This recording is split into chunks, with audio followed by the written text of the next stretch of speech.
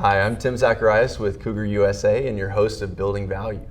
In today's episode, I've got Joey Salter with Mooring USA joining me today. I really appreciate that. Thank you. We're going to be talking about her love for mooring and the charity work that they do, and also how mooring can help with any construction and restoration project.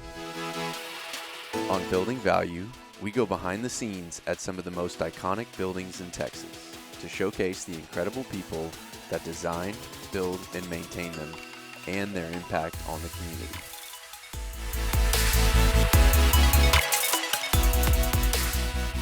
Cool. So, mooring basically has two major offerings, right? The construction and the restoration. Can you tell me about the construction side? The construction side, we are 70+% construction. Okay. I mean, every day in, day out, people aren't having, issues with weather necessarily. They're not having fire all the time. Hopefully They're not not having mold, asbestos issues all the time, or hold on, maybe I should say fuzzies. We shouldn't say the M word. The fuzzies. Or just kind of a lot of those things that occur that seem traumatic and that just happenstance. So the everyday stuff that we do is obviously construction. We do tenant suite improvements, build outs. We do new construction as well. We partner with a lot of bigger companies and help them out and sub for them, or we're sub by them and take care of projects for them.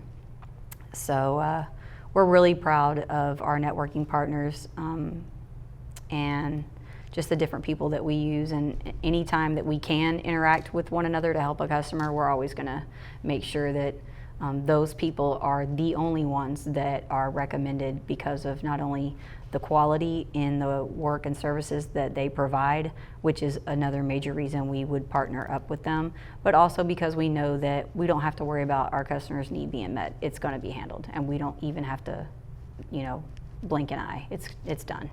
So, but that's, I feel like, where I go more construction in that direction, just because it seems like you're always on the ready, and I kind of feel like I'm an OnStar rep sometimes, in the sense that that's kind of how you walk folks through Sure. whenever a disaster happens. And of course, without the help of my EVP David, who always seems to be right there waiting for a phone call. I mean, we're over here while the customer's, trying to get all the info, we're over here talking to 6 different people and making things happen, like click, and then you've got them over here, we're just constant updates and keeping them in the loop and letting them know our ETA or the next phase or the next step or whatever, until from beginning to end, so that they're calm, they see we're gonna handle it, no worries, and it's, job well done every time. The moorings, we're one of the original founders of this whole thing, so it's what we do. Yeah. So. And who are the customers that you're working with on a daily basis typically? Daily basis, that's going to be property managers and building engineers for the most part. Across all industries, right? Schools, so superintendents and their staff. They obviously have folks in place for making sure that their operations needs are met and have their plan of action for different scenarios. And a lot of times folks have to have more than one company on hand that does the same thing, just like, you guys don't have much of a threat out there. We've got lots of competition, but we have a little bit of competition. A little tiny, but just different things like that to make sure that they've got a plan in place and that we have mutually been vetted with one another and that they're prepared and ready, and anything they need, even throughout the year if it's not an emergency, any improvements, cleaning, everyday stuff we'd be doing, like duct cleaning too for the central air. Just there's so many things that you can put under the umbrella of restoration, remediation services, construction. So, but I do favor the construction side of things, but am always ready for whenever OMGs happen, is what I call them, to be available and help. Yeah, and I think a lot of people associate, that remediation or the restoration with those big natural disasters. Yeah. In Houston, that's hurricanes, unfortunately floods, Fires. weather without massive rains, Right. like we saw recently. Yeah. But these things can happen all the time. So what are some other things that might require remediation people may not be thinking about all the time? I don't think folks think about half the time if they have a parking garage that people who drive cars that they could be brand new or electric cars or old bunk cars. Either way, you could have a parking garage fire any given day of the week.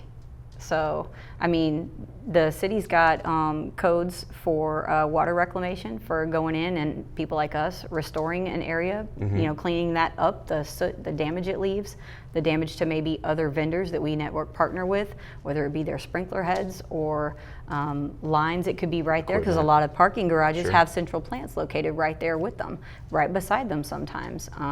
And right there as they're trying to get out, maybe a fire happens right there at their arm, so that you got a lot of vendors involved now, so to take care of their needs. But to me, that's not something that they think about all the time. Sure. Unless they've experienced it, lived through it, handled it. But I know that's just one thing, and I guess a lot of times the water can cause a lot more damage than the initial fire did. Even with fire and life safety companies, and how a lot of times inspections, or not just inspections, but maybe even someone who is green and doesn't realize that they didn't shut a valve whenever they're doing a test, or a landscape company coming in, leaving a valve open on an observation deck, and OMG, all of a sudden your ATM machine down at the bank level flooded and ruined, along with your ceiling, the flooring, the insulation between there. And I mean, there's so many things that has nothing to do with weather. Yep. That could affect you. Just being prepared and ready for anything, and having that, that Rolodex of who you're going to call whenever things, go crazy. So what advice would you have for those, the property managers or facilities managers? What could they do beforehand to kind of be prepared for any of those things that may happen? Beforehand, I think they need to go to the website of a company that may be marketing to them. They need to read up on a website. If they don't already have a representative or somebody that they're talking to, I think they ought to be fair and talk to whoever's approaching them, or whoever they need to approach, to make sure that, yeah, these are the guys I want to use. Find out who owns those companies. Find out the history of those companies. I mean, I think we're like the last ones left, the last of the Mohicans that are still family owned and operated for 3 generations. And saying that to me says a lot. And we're not some little small, mom and pop, not knocking mom and pop, but sometimes jobs are just so massive that you need something more established with the insurance coverage and the backing to take care of things. I really think they should investigate, they should find out, they should, I think, give more time to building the relationship with the person who is seeking out their business. Have 2 or 3 of them in place, so that if one didn't answer their phone in the first 5 minutes of your panic, call the next one. If that one didn't answer, go back to the first one, whatever. Just have something in place, because that's not the time to pick up the phone and call somebody that just stopped in 2 days ago that you barely met 2 days ago. Yeah. They could be filing bankruptcy or having just been bought out, and they don't know what's still going to be in play for when your situation happens. I just really feel like in a city this big, there's a lot of us out here that folks in their positions, as busy as they are with budgets and everything else, and the engineers with their quarterly, making sure everything's on task and on point, still, you guys need to do just a little bit of research, homework, find out what is the quality of the individual that you're talking to. What is their main focus? Is it numbers? Are you a number? Or are your needs going to be met, and they're going to walk you through whatever happens? Because that's how I would choose. Sure. Yeah, it's an important relationship. I mean, and once something like that happens, that's not when you want to figure it out, right? You don't crack the phone book when that goes down. You've got, I've talked to some other property managers too, and facilities managers, and they having that plan in place, and cascading it down to where other people in the organization know too, hey, if this happens, I need to do this, or contact these people. Right. I think that makes a big difference, because, like you said, I mean, those things can happen fast and cause a lot of damage. True. One of the things I've noticed is that building engineer and the property manager should be on the same page. Because maybe you have like a relationship with somebody in my industry, say a property manager knows me, and they would call me in a heartbeat. But what if something happens when they're in bed at night and the engineer happened to be up there for an overnight test or something, and they reach out to somebody that you didn't even know, and now you've got, and it's like, oh man, I would have called Joey if I had known, or I would have called Tim if I had known. But be on the same page together with what your engineer feels needs to be the plan, and what you guys try to match that with you. Try to make it mesh. Because they could be planning for different things too, right? Agreed. So what about after the OMG moment? What do they do then? Well, it depends on what it is, but I'll be right there throughout the whole thing. If they need answers, if they need updates, if they need ETA, if they need me on site, it doesn't matter if it's 2 a.m., 4 a.m., 10 o'clock in the morning, it doesn't matter. I'll go. I'll be there.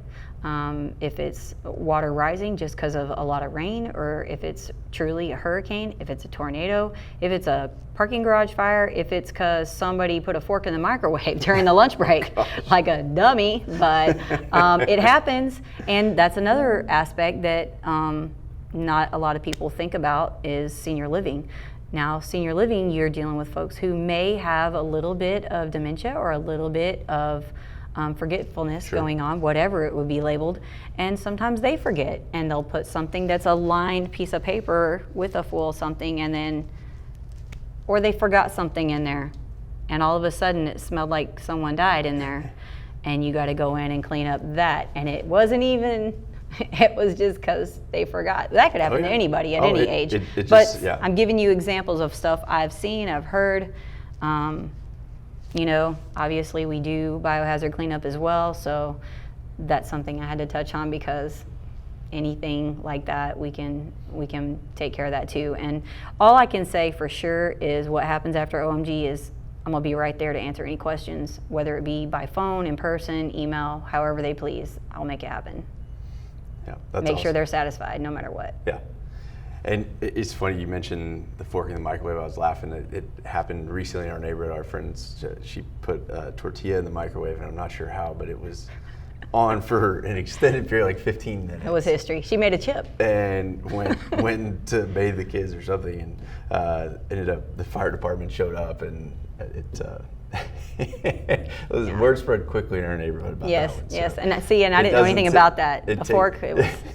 It doesn't take much for stuff like that to happen, so totally appreciate that. Yes. So we've got this massive, crazy global spread now of the coronavirus, the COVID-19, officially now an outbreak's been named a pandemic by World Health Organization. So how can mooring help these property managers or facilities managers with this? So what I'll say to that is we are a restoration company. We can do specific cleanings to satisfy the need for certain bacterias. I don't know that anybody as of yet has come up with anything that can claim to wipe out this type of virus, this specific type of virus, but we certainly can do all kinds of misting and cleaning for you guys. It's what we do as well, and we've got folks certified, standing by. We're also formulating plans from the top down to make sure that we can meet the needs, whether it be in medical, in schools, in industrial, and different just high-rise buildings, loft living. Who knows if even restaurants might want to be trying to do something and tap into. Obviously with things being canceled left and right, events where there's large groups, we always would suggest that folks just try to, it's sad that you should have to suggest that folks right now use soap and water, but please use plenty of soap, lather really well. Get a brush, clean under your nails. Think about everything you touch. Think about door handles. Think about grocery cart handles. Think about elevator buttons.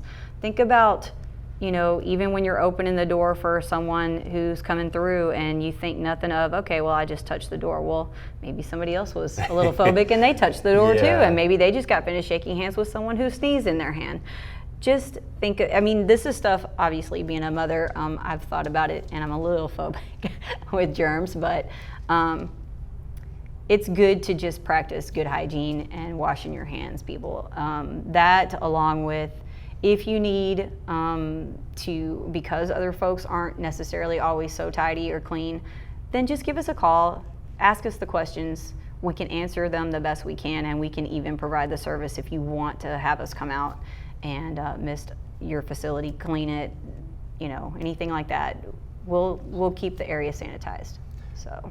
Yeah, I think that's, it's going to be a topic of conversation for a while. And one of the I saw online, it was talking about how long or how well you should wash your hands, and it was like, for Texans, just imagine you just ate a jalapeno popper and you need to rub your eye. Think about how well you'd have to wash your hands.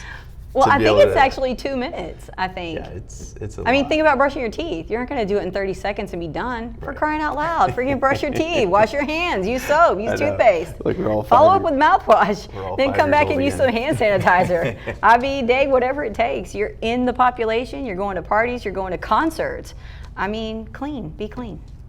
So what would you say, have you seen any changes in your industry?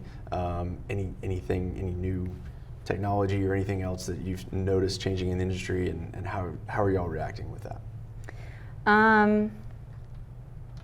I know that there's probably some changes always every year coming for different things. There's always things developed, tested, and then once tried and got the green light, then we're gonna try that, whatever that is.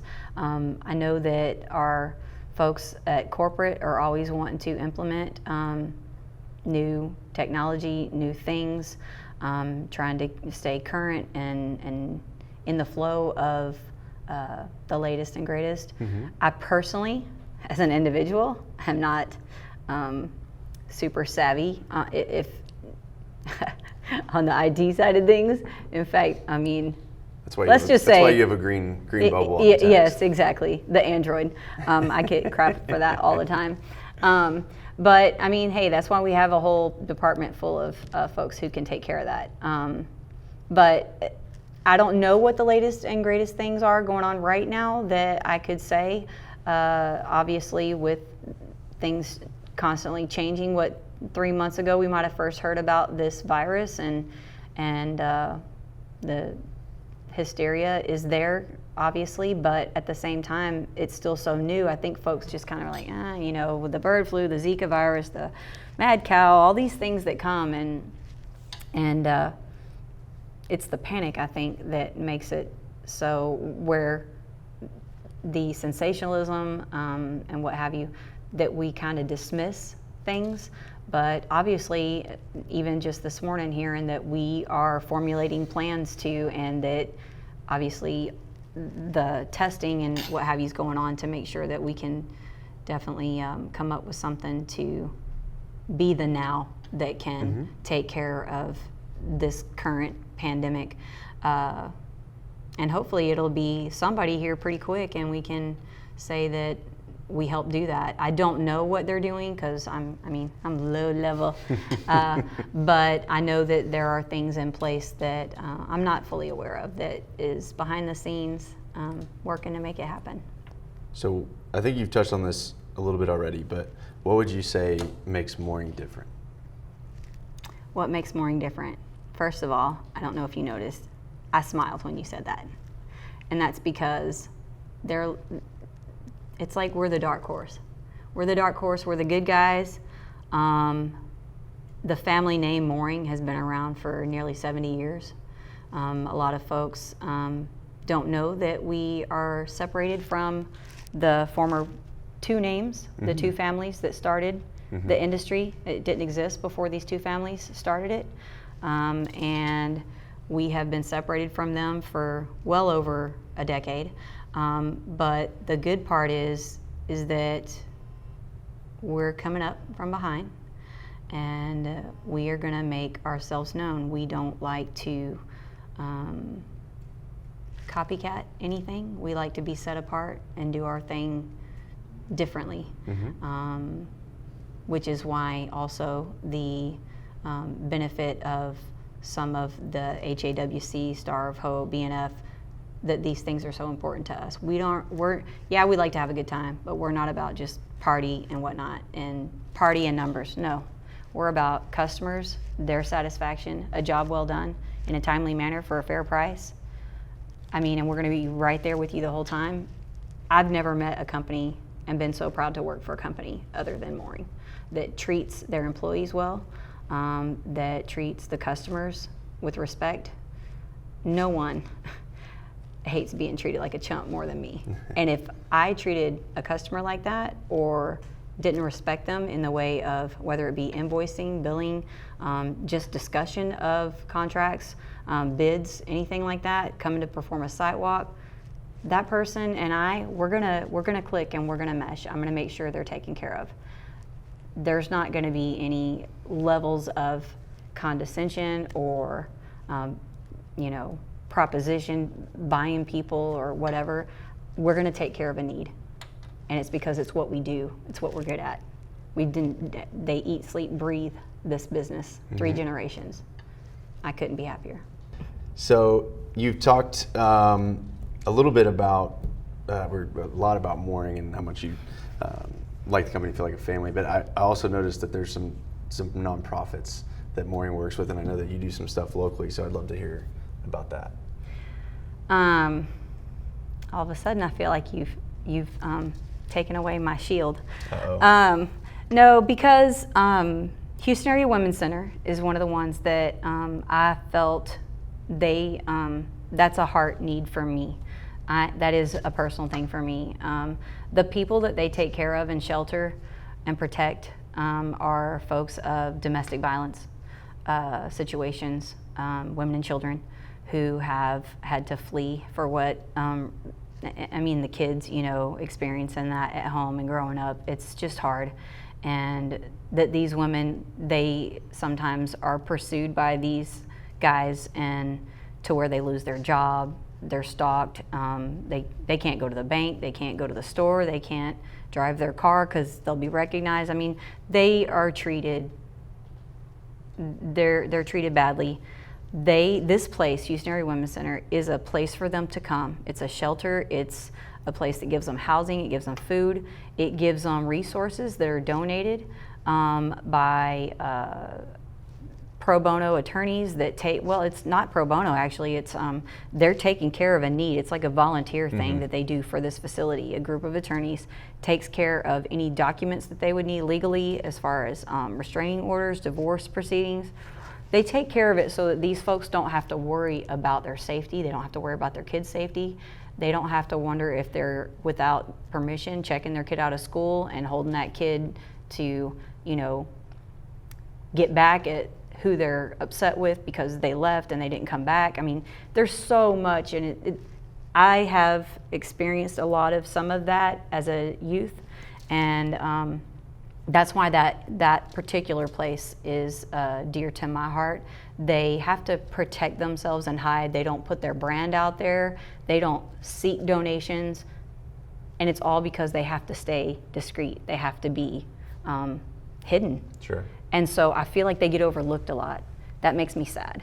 And because of that, I just was passionate about making sure that if any of our happy hours that they are benefiting from anything, and then I've taken things from my own home and brought to them, and just anytime anybody in the area, whether it be, I think the Houston Rockets maybe have donated some, like a basketball court or something. People always think about places like this. Star of Hope Reed Road, we've helped them.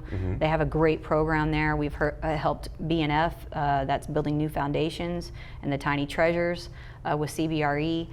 I mean, these are things that we're proud to sponsor. I want to get involved in the stuff that, like your dad was telling me, with the 100 men who give a damn.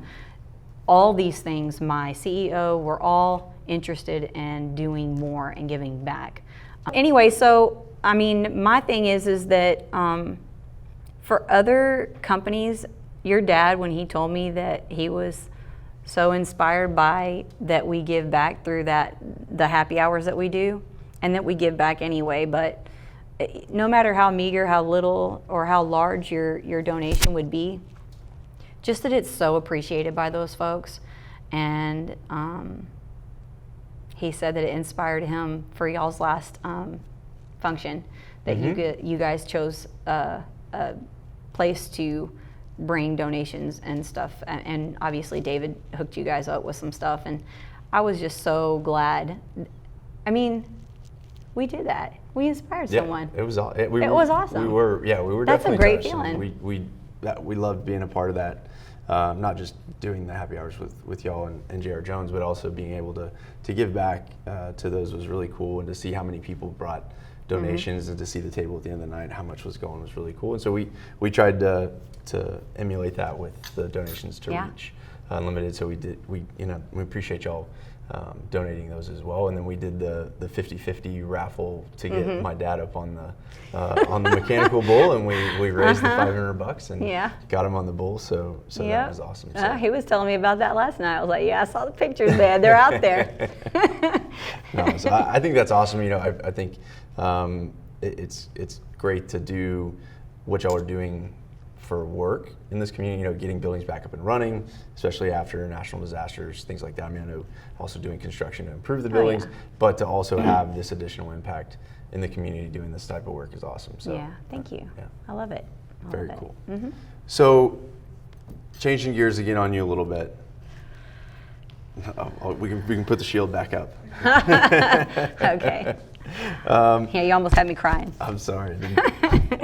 I think that's everything that we have for the show today. I really appreciate you coming on and opening up to us. I know we touched on some personal topics there. So you just trying to be techy. No, it's fine. But no, I really enjoyed having you on the show, and appreciate you coming by. And I also want to thank y'all for watching, and we will see you on the next episode of Building Value.